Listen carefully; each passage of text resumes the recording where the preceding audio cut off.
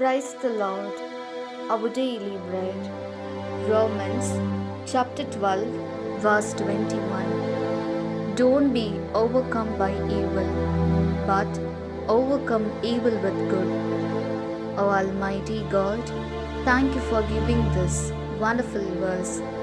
May your presence showers on us. O God, in this world that you have created, evil is flowing like a river, and we, your people, are also wallowing in it. So, bless us to get out of them soon, do good, be helpful to others, and lead a good life.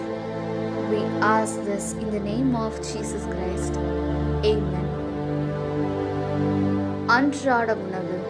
உரோமையர் அதிகாரம் 12 இறை வார்த்தை 21. தீமை உங்களை வெல்ல விடாதீர்கள், நன்மையால் தீமையை வெல்லுங்கள்.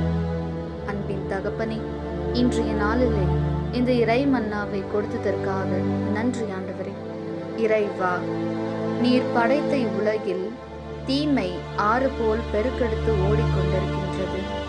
அதில் உமது மக்களாகிய நாங்களும் தத்தளித்து கொண்டிருக்கின்றோம். எனவே அவற்றிலிருந்து விரைவில் வெளியேறி நன்மையை செய்து பிறருக்கு உதவியாய் இருந்து நல்வாழ்வு வாழ எங்களை ஆசிர்வதியும். ஆமென். அந்தந்துள்ள பூஜனம். ரோமா 12 அத்தியாயம் 21 வாக்கியம். தின்ம நீங்களே கீழடுக்க திரிக்கட்டே, திண்மையே நன்மை கொண்டு கீழடக்குவின். ദൈവമേ, ഈ ലോകത്തിൽ തിന്മ നിറഞ്ഞിരിക്കുന്നു. അങ്ങയുടെ മക്കളായ ഞങ്ങൾ പാപം ചെയ്യാതെ നന്മ ചെയ്ത് ജീവിച്ച് വിശുദ്ധിയിൽ ജീവിക്കുവാൻ ആവശ്യമായ കൃപ നൽകണമേ.